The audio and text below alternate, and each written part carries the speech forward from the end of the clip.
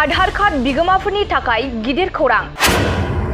जायफोरा आधार आपडेट खालामाखै बिसोरनि थाखाय बेयो मोनसे गिदिर खौरां।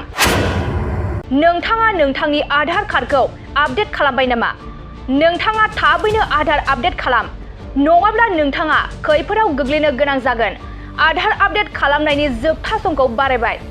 14 जुन 2024 मायथाइसिम आधार आपडेट खालामनाया जागोन। नोंथाङा न'आव थानानैनो अनलाइननि गेजेरजों आधार आपडेट खालामनो हागोन। UIDAI आ बे बिथोनखौ होदों।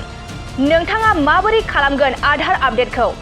नोंथाङा न'आव जिरायनानैनो अनलाइननि गेजेरजों आधार आपडेटखौ बेसेन नाङाजासे खालामनो हागोन। नोंथाङा uidai.gov.in वेबसाइटआव थां। बेनि उनाव माय आधाराव क्लिक खालाम आरो आधार आपडेट खालामनाय बिमुंखौ सायख'ना नोंथांनि आधारखौ आपडेट खालाम।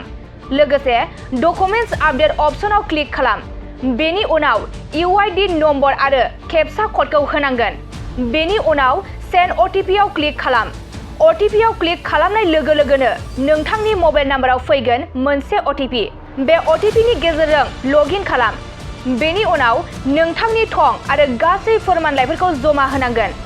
बेनि उनाव नोंथाङा SMS नि गेजेरजों URL नम्बर मोनगोन।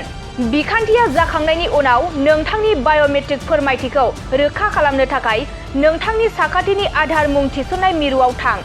बेनि उनाव नोंथांनि आधार आपडेटआ जाफुंगोन। मोनसे गोजोनथाव खौरां। नोंथाङा नोंथांनि न'खौ समायना रमायना जोंख्लाब माख्लाब खालामनो गोसो दं नामा?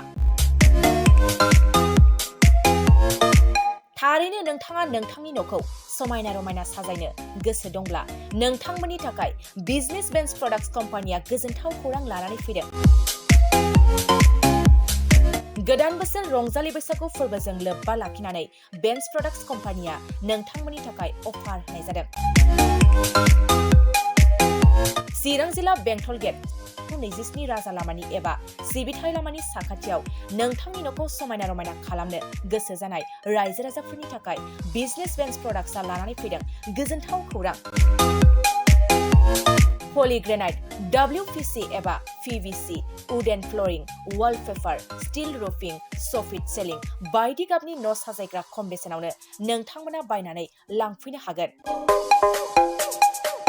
बेनि अनगायैबो नोंथाङा गोबां बाथ्रा मिथिनो थाखाय नैबे 8474015053 जानबुं नम्बरनि गेजेरजों नोंथाङा फन खालामनानै मिथिनो हागोन।